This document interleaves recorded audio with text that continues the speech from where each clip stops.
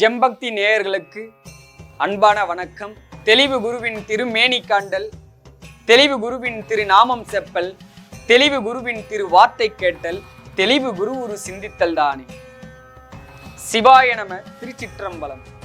இன்று நாம் பார்க்க உள்ளது சிவத்தோடு சிவமாக ஒன்றிணையாத காரணம் பற்றி. பல வருடமா சிவபெருமான வழிபடுறவங்களை நம்ம பார்த்துருப்போம். 10 வருஷமா வழிபடுறவங்களையும் பார்த்துருப்போம், 10 நாளா வழிபடுறவங்களையும் பார்த்துருப்போம்.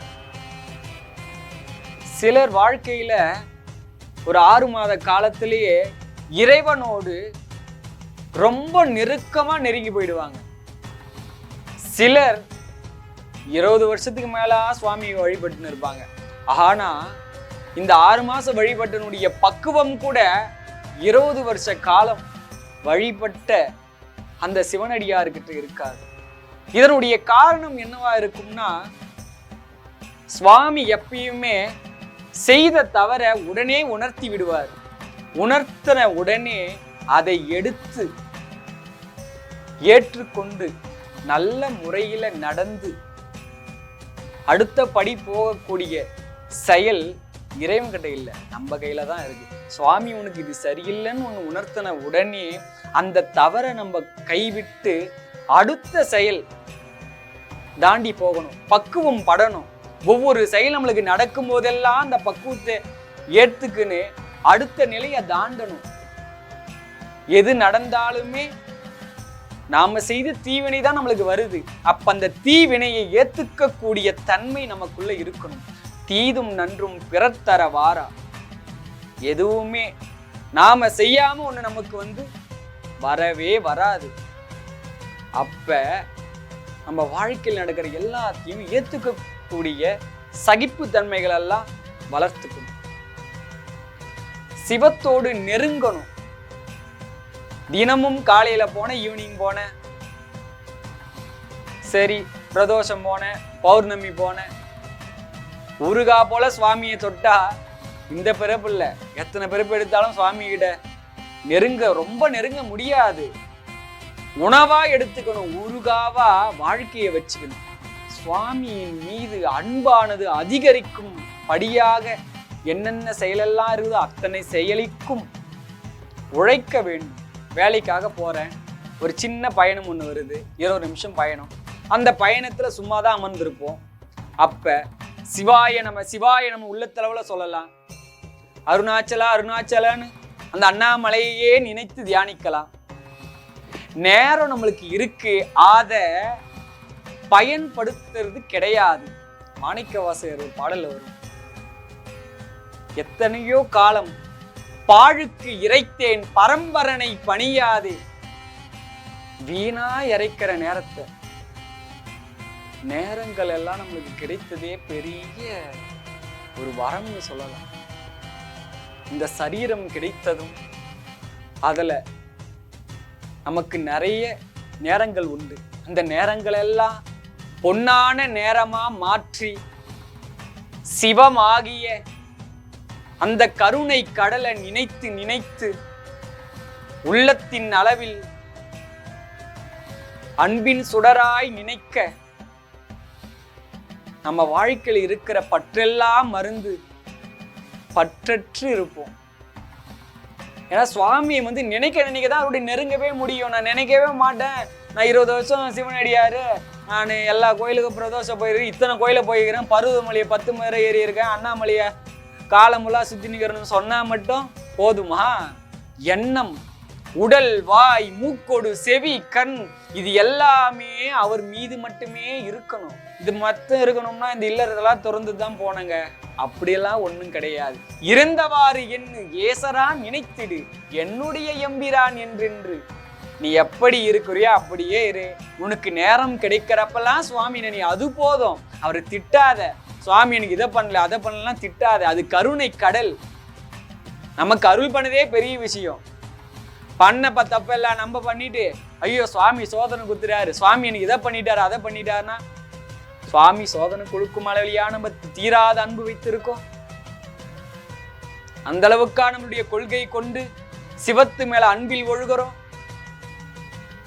அப்படி ஒழுகும் போது சுவாமி சோதனை பண்ணுவார். இப்ப என்னுடைய வினையே முடியல, இந்த வினையை அனுபவிக்கிறதுக்கெல்லாம் காரணம் சோதனை. சுவாமி சோதனை பண்றார். சோதனை பண்ண சுவாமி சோதனை ஒன்றும் பண்ணல, தன்னுடைய வினையை கழிக்கிறதுக்கான திருவருள் கொடுத்திருக்கார். அதுக்கே நன்றி சொல்லணும். இந்த வினையை கழிக்க வாய்ப்பு தரலனா எத்தனை பிறவிகள் எடுத்துக்கொண்டேதானே இருப்போம். அப்ப இந்த வினையை அனுபவிக்கிறதுக்காக சுவாமி அருள் பண்ணதுக்கே பெரிய தவம் செய்திருக்கணும். நம்ம வினையே குறையல என்ன ஆகிறது? நம்ம பண்றது தப்பு சரின்னே தெரியல என்ன ஆகிறது? அப்படியே தொடர்ந்து இருக்கும் அல்லவா?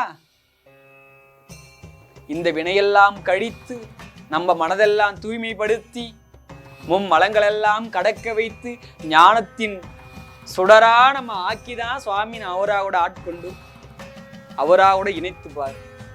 இதெல்லாம் ஆவாமியே பக்தியோடு இருந்துட்டு ஒரு சின்ன பக்தி என்ன சொல்றது, ஒரு மாதத்துக்கு ஒரு 2 நாளோ 3 நாளோ சுவாமி பார்த்துட்டு வந்துட்டு அவன் சுவாமி தான் நினைப்பான். 3 நாள் 4 நாள் மாசத்துக்கு நினைப்பான். அவன் இறந்துட்டான், இன்னைக்கு சிவலோக பதவி அடைந்துட்டானா எப்படி அடைந்திருப்பான்? எந்த பதவியும் அடைய முடியாது.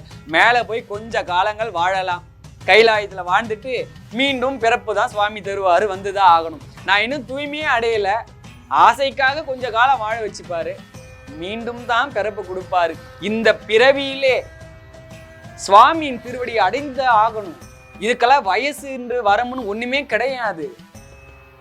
நீங்க வைக்கிற அன்புல இருக்கு. சுவாமியை நினைத்து நினைத்து நினைத்து உருகும் தன்மையில் இருக்கு. எனக்கு உருகும் தன்மையே இல்லை. சிவாய நம்ம சொல்ல சொல்ல அனைத்துமே வந்து சாரும். திருவாசகம் படிக்க படிக்க சிவமா மாத்திடும். அப்ப இதெல்லாம் நம்ம மேற்கொள்ளவே இல்லையே. மலம் கழிக்கும் நேரம் கூட மணாளனை மறந்துவிடக் கூடாது. அவன் மிகவும் கருணையானவன். அந்த கருணையானவனை தன் அகத்தின் உள்ளே நினைக்க நினைக்க கருணை என்னும் தேனானது நமக்குள்ளும் சொரியும். அந்த தேனானது சொரிந்தால் என்ன நடக்கும் தெரியுமா? அனைத்து உயிரின் மீதும் அன்பு மேலோங்கும். அனைத்து உயிரையும் தன் உயிரை போல கருதும் தன்மை எய்தும். அப்படி கருதி நடந்தால் நாமும் சிவமாக ஆகலாம். அந்த சிவமாக ஆகுவதற்கு அந்த சிவமான பரஞ்சுடரை என்றென்றும் நினைத்து ஏத்த வேண்டும். பராபர கடலை பணிந்து அவனை போற்றும் பாடல்களை நாம் பாட வேண்டும் அல்லது கேட்க வேண்டும். அவனோடு இணைய உழைக்க வேண்டும். பேரானந்தமாக இருக்கும் அந்த அண்ணாமலையானை ஒரு நாளும் மறவாது உள்ளத்தில் ஏத்த வேண்டும். அற்ப செயல்களுக்காக கண்ணீர் விடுவது மிகவும் கோழையானது. நாம் கண்ணீர் விடுவது அந்த சிவத்தின் திருவடியை அடையாமல் இத்தனை பிறவிகளை வீணுக்கு இறைத்தோமே, நேரங்களை எல்லாம் வீணுக்கு இறைத்தோமே என்று அதற்காக வேண்டுமானால் வருந்தலாம். அந்த சிவத்தின் திருவடியை மறந்து பொய்யான அழுக்கிலே புரண்டு திரிகின்றேன் என்று வேண்டுமானால் அழலாம். ஆனால் மற்ற செயல்களுக்கு அழும் நீராக நம் கண்களை மாற்ற வேண்டாம். சிவத்தோடு ஒன்றிணைய உழைக்க வேண்டும். அந்த உத்தமனை ஒரு நாளும் மறவாது உள்ளத்தில் ஏத்த வேண்டும். தாயாய் முளையை தருவானே, நீ தாராது ஒழிந்தால் சவலையாய்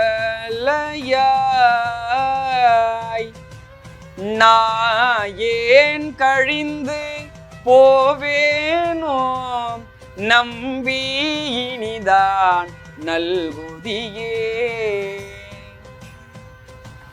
தாயே என்று உன் தாளடைந்தேன், தாயே என்று உன் தாளடைந்தேன். இருந்தேன். தயானி என் பால் இல்லையே, நாயேன் அடிமை உன் உடனாக, ஆண்டாய் நான் தான் வேண்டாமோ. இந்த நாயேன் அடிமை உன் உடனாக, ஆண்டாய் நான் தான் வேண்டாமோ. ஆண்டாய் நான் தான் வேண்டாமோ, ஆண்டாய் நான் தான் வேண்டாமோ. எனக்கு எட்டிய சிற்றறிவின்படி தகவல்களை பகிர்ந்து கொண்டேன். அடுத்த காணொளியில் ஆன்மீக சிந்தனைகளை பற்றி காண்போம். சிவாய நம. திருச்சிற்றம்பலம். நன்றி, வணக்கம்.